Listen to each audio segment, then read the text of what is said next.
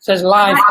Hi, I'm MelanieJeanBurke, and this is my very first interview. And I'm using a new platform called MelanieLIVE, and I have Jay with me. He's working this first interview, and I'm so grateful for you, Jay. So I'm going to be working as I interview you. I'm going to be learning how to do this technology. So bear with me, Absolutely. Jay. I'm learning too. Yeah. I mean, this is an incredible platform. So while I'm looking at the back end here, making sure that I got everything right, why don't you introduce yourself, Jay, and tell everyone what you do. And for those of you out there who are watching this, if you could, if you want to leave any comments, I know there's a way I can pull them up on the screen and do some stuff. So I want this to be interactive as well. So if you have any questions, Jay's a wealth of knowledge. Just write them in the comments. Well, okay, Jay. But I'm excited to be on. This is my first time on MelanieLIVE TV. As you know, I asked you about it, and we're learning through our group with Thoughtpreneur Academy from some pretty great mentors. And this is one of his platforms that he uses. So we're actually figuring it out. You're figuring it out. I'm glad you had me as the first interview on here, and it's a learning process. So bear with both of us. But Jay StHilaire, I'm from New York. I met Melanie at Thoughtpreneur Academy in California with our mentor, Mel Abraham, and we learned some amazing things. And this is one platform that we're learning to be able to interview each other, ask each other questions, learn from each other, and get our message out to the world through this platform, which is pretty cool in interviewing. But in 2000, my message is 2009. Decided to learn real estate from a mentor named Dean Graziosi. Some of you may know him, and I think he's one of the greatest real estate trainers in the world. But I learned from him, and I've started to create my own products and create my own message to help other renters become homeowners from me learning real estate. So I remember being a renter myself and the struggles I went through, and I'm not only a homeowner now, but I own multiple properties, and now I want to teach renters how to become homeowners first and then become investors. So appreciate you having me on here, Melanie. Oh, that's terrific. Well, how I met Jay was he has this book out that I saw. I don't remember what the name of it is, but I looked at the book and I was like, that's fascinating. That's really interesting, because what you don't know is my dad, when we were growing up, we had 5 rental properties. So my dad had the same kind of philosophy. We had rental properties that we would, but as kids, it wasn't so fun because we were going around, making sure they were renter ready. Yeah. But so I understand the mindset behind it. And so, when I saw your book, what was the name of your book? Stop Renting, Be a Homeowner Now. Yes. So is that still on Amazon? Yes, it's on Amazon, Kindle. I self-published it on CreateSpace. So, yeah, I love that. That's Amazon's self-publishing format, right? Yeah, that was a lesson in itself too. So what I'll be doing is I will post the link for that if anybody's interested. But that's awesome. That's where it really because I understand where my dad was going, and there was a lot of things going on in the economy. But my dad didn't understand a lot of the for those of you out there, my background is all accounting. So my dad didn't have a good understanding of all the mechanics that went behind all that. So, he struggled. He struggled with buying properties and maintaining it and and all that. So that's one of the things that I wanted to talk to you about, because for me, the passion that I have is when I've worked with so many entrepreneurs, but they're not prepared by the time they get successful and they want all the things, they want the nice cars, they want the nice house, they don't have their records in order because they're so busy building the profitable company that they're not managing it, from a paper flow kind of thing that they need. So we had got talking about how that on your end, you see that same struggle. So could you share maybe a little bit about that, Yeah, Jay? absolutely. I mean, that's one of the learning curves. You're so busy in the business. I was in the construction business when I started this before real estate, and I was building houses and building garages. And I learned that from my dad. We started at 21 years old. I started a construction business, StHilaire and Son. Learned it from my dad. and worked for years. And we started to become successful at it. But I remember, I think I heard you say this one time that you had other customers. I would bring all my receipts in a great big box. And oh yes, those are my favorite. You know, or big tax accountants. Bag, you know, and I'm like, oh God. I figured that wasn't my expertise. It's your job. It's your job now. So I put it on your desk. Not you, but my tax accountant. But absolutely, you've probably heard many stories of that. And I know a lot of contractors in my area that still do the same thing. My mindset then was I can't afford somebody, CPA. I can't afford somebody to do this. But now I know that you can't afford not to, because if I hadn't have done that in my contracting business, much less my real estate now, I kind of did the same thing in real estate. You'd have thought I'd have learned in construction. I still started out doing everything myself, as we all do, and learned another lesson again, that I need a CPA to keep all this stuff in. Because when you start out, you gotta think like you're gonna make it, like you're gonna be successful. So start off on the right track right at the beginning, and hire you.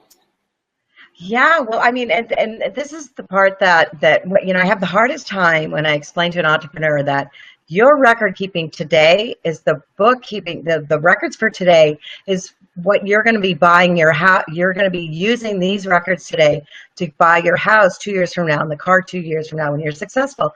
So it doesn't matter today, and you have a responsibility as an entrepreneur to make sure if you want those nice things down the road, that you have planned for them today, that you've done the work. Sure. So absolutely. And I'd like to add too that with your expertise, like when I would go to you or my CPA, you guys give us your knowledge, and we get we get to use our taxes the legal way, the right way that we don't know about, and take deductions where a lot of us don't know what we can deduct until we go talk to you and learn that. Right. And as an accountant, I can't help you unless I have some kind of an organizational layout of your finances, because that's what happens. By the time that people would bring things to me, it would be so far past me being able to help them, because the year was over. Most of the time, people don't even start looking at their current year until the year's over. You can't do anything when the year's over. So this Absolutely. is like the ultimate time to be looking at your records, to make sure that, a lot of people are probably on the extension too. So, but this is the time to make sure that this year is in order, and you've got your accounting in place, whether you use QuickBooks or Xero or whatever, but that you have some working knowledge, and you don't have. I always tell entrepreneurs, you don't need to know how to actually do the accounting, but you do need to know that the accounting is important, and you have to make sure somebody's doing it, and you're interacting with your responsibilities as a business owner. Yeah, I can say that, I always used to bring up cost. I always think about cost. And really, you can't afford not to do it, because I like how our mentor Mel says, it's not about price. It's what you can do for me, how much you save me, how much you were going to save me by going to you. And just like with our courses and stuff, that our messages out, it's not what the course costs, it's how much you can save somebody or direct them. It could cost you a lot more money if you don't go to the CPA, or you don't keep good records. Yeah, you pay one way or the other.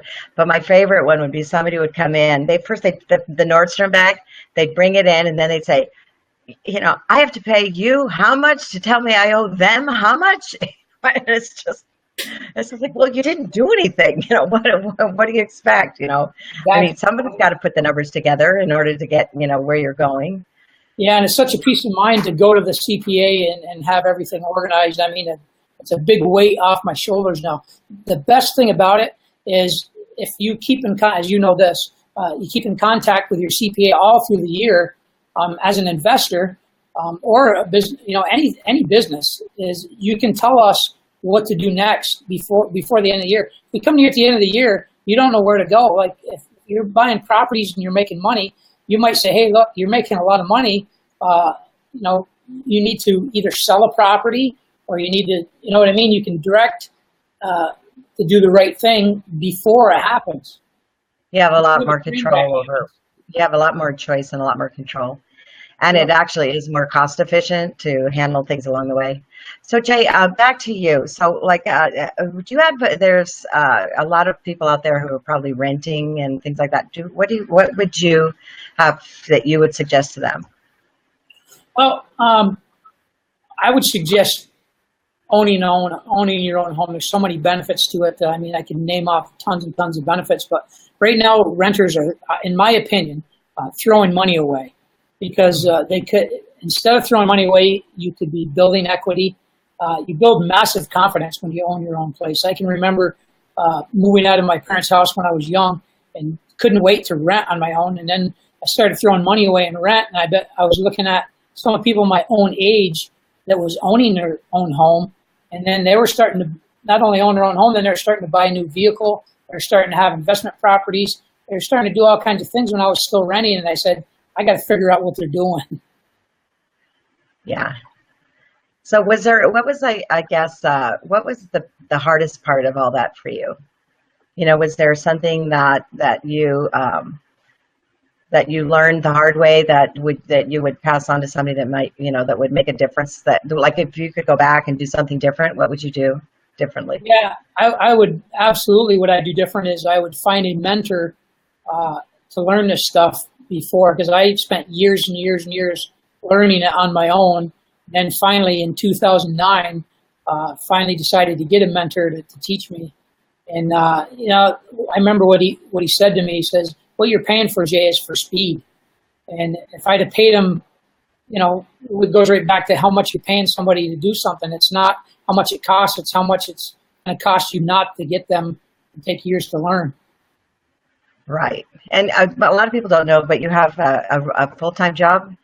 That's what's so interesting about real estate is my part-time job. Actually, if I figure the hours in, you could probably call real estate full-time. But I have a not 9 to 5, but 7 to 3:30 job every day. I've been there 16 years. I work for the New York Power Authority on high voltage power lines. So it's an exciting job. The guy that's climbing up there and hours, and it's pretty exciting and it's challenging. But you know, I love real estate. The minute I get up early in the morning, do real estate. I stay up late at night. And on weekends, I do real estate every waking minute that I'm not working on my job. Well, I don't know. I see some posts with you out there on your boat and doing some fun stuff. So yeah, some days are fun. Yeah, I throw a few of them in too. Well, that's incredible. So what do you attribute most to your success? I mean, was it, you were saying you take it really serious and you invest a lot of time into it, but is there something, you know, unique to what you're doing that you would relate to your success? I think, I don't know. I think it's kind of I do know it's an inner desire. And if I really think about it, there's probably a number of different reasons why I have that inner desire. I can think back to when I was a kid. When I was in school, I was probably shorter than everybody. I played on the basketball team, and at first I wasn't that good, but I just practiced and wanted to get better. And, you know, I'd go back to, I don't know if you know much about basketball, what it's called a layup. A little bit, I think. Yeah, I think. Well, it's a primitive move. It's what you learn right off the bat when you're in 3rd and 4th grade. It's called a layup. I did it like thousands and thousands and thousands of times so I could do it with my eyes closed because I wanted to beat those bigger guys. So I became better at basketball by practicing. And I don't know, I just developed an inner desire to succeed when I was younger at basketball and sports. So I think it carried on through till now, I think. I think everybody has that succeeds, has that inner desire. Yeah. Plus being a mentor and learning from different people. I just have a desire to learn. Just like being on here now with you, I'm learning something. It's my first time, and I get excited to learn this. It's a new platform, and it's pretty cool. Yeah, and I remember when I was first doing some of my courses. Remember when I was trying out Facebook live stream when it first came out? Yeah. A couple of years ago, you were like on there when I was doing those rambling on about, you know, how to, you know, why a financial statement is important and what to look for it and all that. And you were like one of my, you know, you were always on there supporting me, Jay. Yeah, so that's the name of the game. We want to support each other and everybody because we all start, like Facebook Live. I haven't been doing that long either. I mean, like this is our first BeLive TV. We're all like, else says, you got to get clunky and refined before you get good at it.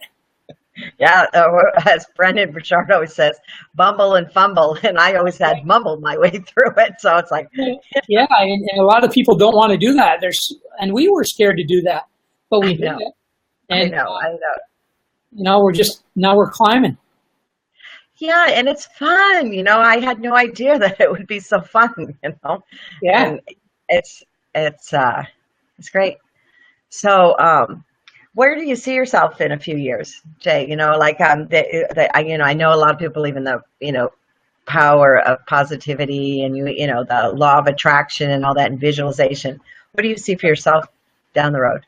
I see bigger and better things. I don't know exactly what it's going to be, but I know it's going to be something bigger because every day I'm practicing the high performance habits that you teach and that we've all learned. And I just know in my mind that when I keep doing the right things, and I can see every year that for you, me, and a lot of people in our group, our peers, we're doing the right things. We learn, especially we learn from the right people. And if we take an action like we're doing now, it can only get better. So for all of us, I see bigger and better things every year. I do too, Jay. I do too. And this is fun. So, this has been amazing.